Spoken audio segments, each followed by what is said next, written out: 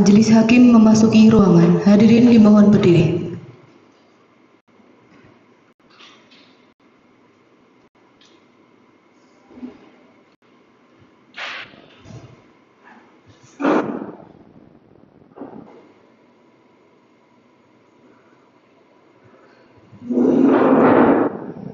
Hadirin dipersilakan duduk kembali.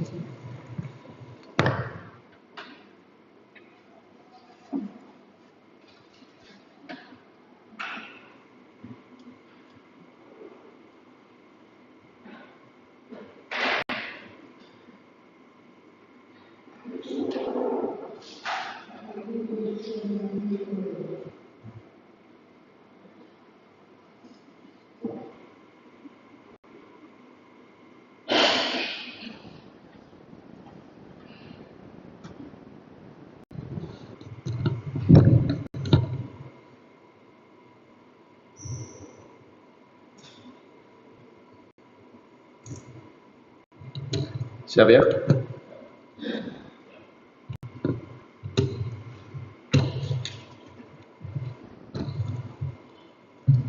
Sidang lanjutan atas nama Sesan Kepala Muhammad Nasir dan kawan-kawan 2 orang saya nyatakan dibuka kembali dan tetap terbuka untuk umum.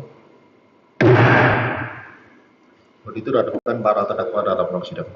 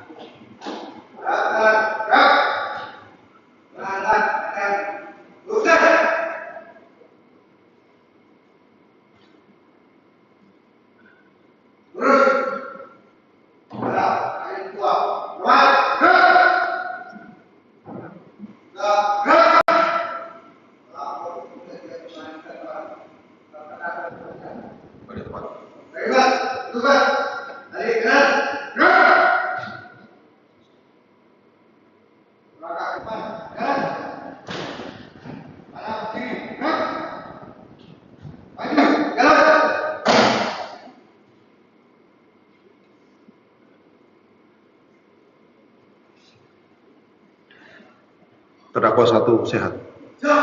Terdakwa 2. 3. Kita lanjutkan persidangan hari ini. Agendanya adalah tanggapan atas eksepsi penasihat hukum. Nanti akan dibacakan oleh auditor militer. Sudah ditayangkan, oke. Sudah siap, auditor? Sudah siap? Ya, silakan dibacakan. Para terdakwa sikap istirahat. Izin kami bacakan tanggapan auditor atas pledoi penasihat hukum para terdakwa. Auditorat Jenderal TNI Auditorat Militer 207 Jakarta untuk tanggapan auditor militer atas eksepsi penasihat hukum para terdakwa atas nama Serka Muhammad Nasir dan kawan-kawan 2 orang. Yang terhormat Hakim Ketua dan para hakim anggota penasihat hukum yang kami hormati, mengawali sidang pada hari ini sudah selayaknya kita ucapkan puji dan syukur kehadirat Tuhan Yang Maha Esa karena atas ridho dan perkenannya kita dapat melanjutkan persidangan yang mulia ini dalam keadaan tertib dengan acara tanggapan auditor militer atas eksepsi yang diajukan penasihat hukum para terdakwa. Perkenanlah kami mengucapkan terima kasih atas kesempatan yang diberikan oleh Hakim Ketua kepada kami untuk menanggapi eksepsi yang dikemukakan oleh penasihat hukum para terdakwa yang dibacakan dalam persidangan tanggal 13 April 2026 yang lalu. Sidang pengadilan yang kami hormati bahwa auditor telah membaca dan mencermati eksepsi atau keberatan yang diajukan oleh penasihat hukum para terdakwa dalam persidangan perkara aku. Sebagaimana isi eksepsi penasihat hukum yang tidak perlu kami uraikan lagi, yang pada pokoknya penasihat hukum berpendapat bahwa pertama, dakwaan auditor militer tidak cermat, tidak jelas, tidak lengkap atau obskur libel sebagaimana disyaratkan dalam pasal 143 ayat 2 huruf B KUHP untuk pasal 130 ayat 2 huruf B Undang-Undang. Yang kedua, pembelaan dan kontribusi dari terkait jika deskripsi atau pemisahan berkas perkara. Yang ketiga, penetapan terdakwa salah sasaran subjek hukum atau error in persona.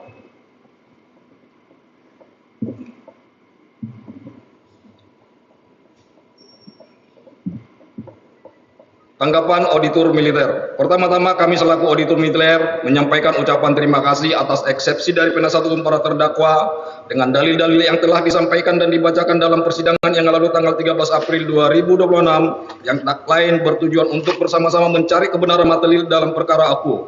Oleh karena itu, kami akan menanggapi pokok-pokok keberatan penasihat hukum terdakwa sebagai berikut.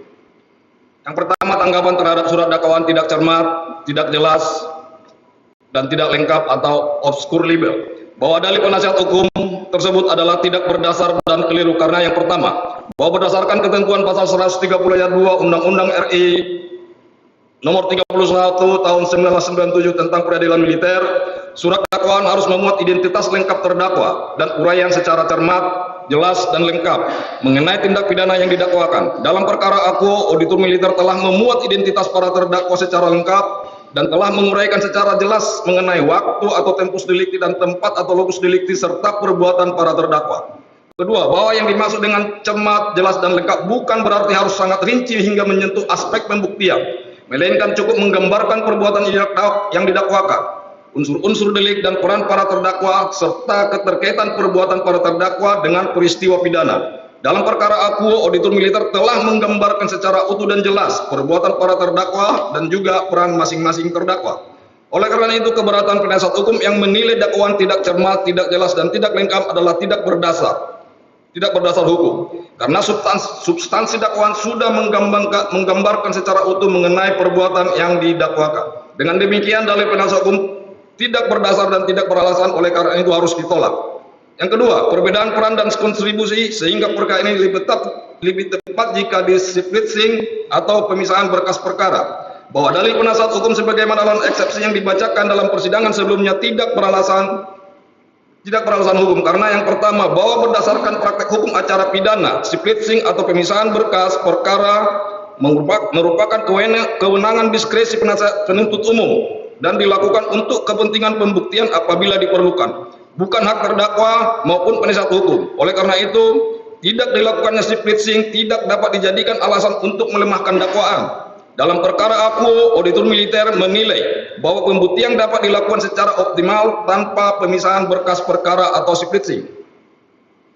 Kedua, bahwa tidak ada ketentuan hukum yang mewajibkan setiap perkara yang melibatkan lebih dari satu orang terdakwa harus dilakukan splitsing. Oleh karena itu, tidak dilakukannya splitsing tidak menjadikan dakwaan cacat hukum.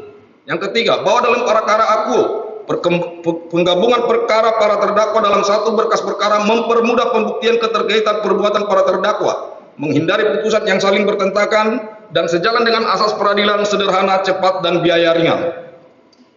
Keempat, bahwa meskipun perkara tidak splitsing, alat bukti yang diajukan tetap sah menurut hukum sebagaimana diatur dalam pasal 172 ayat 2 Undang-Undang RI nomor 31 tahun 1997 tentang peradilan militer dan telah memenuhi batas minimum pembuktian. Dengan demikian, dalil penasihat hukum terdakwa tidak berdasar dan tidak beralasan hukum, oleh karena itu harus ditolak.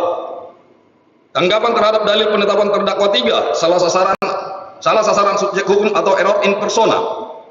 Bahwa dalil penasihat hukum yang menyatakan penetapan terdakwa 3 salah sasaran subjek hukum atau error in persona adalah tidak berdasar dan prematur. Auditor militer menegaskan bahwa penetapan terdakwa 3 telah melalui proses penyelidikan dan penyidikan sebagaimana diatur dalam Undang-Undang nomor 31 tahun 1997 tentang peradilan militer, termasuk pengumpulan alat bukti yang sah. Bahwa penetapan seorang tersangka maupun terdakwa tidak dilakukan secara sembarangan, melainkan berdasarkan minimal 2 alat bukti yang cukup sebagaimana dimaksud dalam pasal 102 ayat 1 Undang-Undang RI nomor 31 tahun 1997 tentang peradilan militer. Bahwa mengenai keterkaitan terdakwa 3 dengan tindak pidana sebagaimana yang kami dakwakan, hal tersebut bukanlah merupakan objek dalam eksepsi, tetapi merupakan pokok perkara yang harus dibuktikan dalam pemeriksaan pembuktian di persidangan. Hal ini sejalan dengan praktek peradilan bahwa eksepsi hanya terbatas pada aspek formil seperti kewenangan mengadili dan kejelasan dakwaan.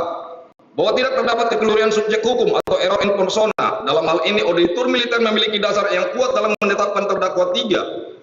Antara lain keterangan para saksi, surat, dan kesesuaian keterangan para terdakwa dengan peristiwa pidana serta barang bukti.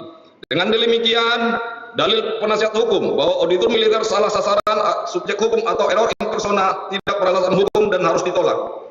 Kesimpulan, bahwa surat surat dakwaan kami telah memenuhi ketentuan sebagaimana dalam pasal 130 ayat 2 huruf B Undang-Undang RI Nomor 31 Tahun 1997, yaitu cermat, teliti, dan lengkap. Oleh karena itu, eksepsi yang diajukan penasihat hukum adalah tidak beralasan hukum, bersifat mengada-ngada dan tidak memenuhi ketentuan hukum acara. Oleh karena itu harus ditolak secara keseluruhan. Permohonan. Berdasarkan uraian di atas, kami auditor militer memohon kepada Majelis Hakim yang Pengadilan Militer 208 Jakarta agar: pertama, menolak seluruh eksepsi penasihat hukum pada terdakwa untuk seluruhnya. Kedua, menyatakan surat dakwaan auditor militer telah memenuhi syarat formil dan material. Ketiga, menyatakan Pengadilan Militer 208 Jakarta berwenang mengadili perkara ini. Yang keempat, menyatakan pemeriksaan perkara para terdakwa dilanjutkan ke tahap pembuktian. Demikian tanggapan kami atas eksepsi penasihat hukum yang dibacakan pada hari ini Rabu 15 April 2026, Auditor Militer Kolonel CHK Andri Wijaya SH MH. Selesai.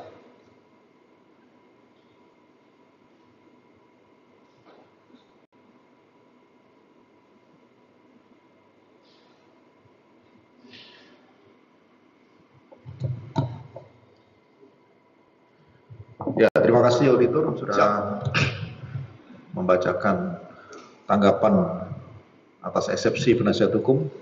Tadi sudah kita dengar bersama. Kami tidak perlu melempar lagi kepada penasihat hukum. Ini menjadi bola panas untuk majelis hakim. Majelis hakim akan mempertimbangkan sekaligus tuntutan, dakwaan, eksepsi, dan tanggapan eksepsi dalam putusan sela. Kami minta waktu untuk bermusyawarah. Putusan sela akan kami bacakan hari ini juga. Kami minta waktu mungkin sekitar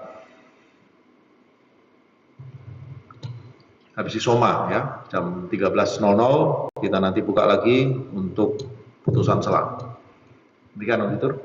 Siap, yang mulia. Penasihat hukum, para terdakwa, habis isoma, silakan nanti sholat, makan. Jam 13 kita mulai lagi, agendanya adalah pembacaan putusan sela dari majelis hakim. Rasa itu dapat membawa para terdakwa keluar ruangan sidang. Kerjakan. Siap, yang mulia. Petugas, bawa para terdakwa keluar ruang sidang. Kerjakan.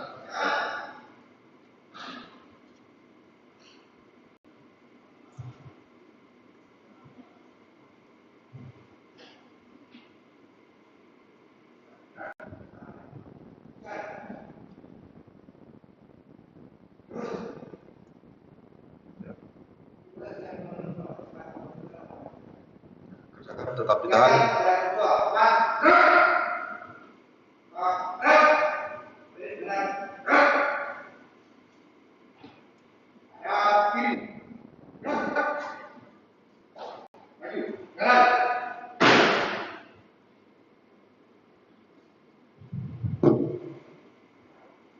Sidang diskors.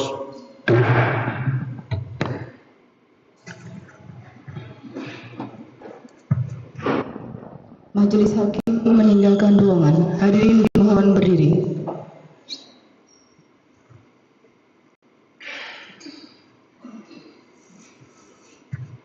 Hadirin dipersilahkan duduk kembali.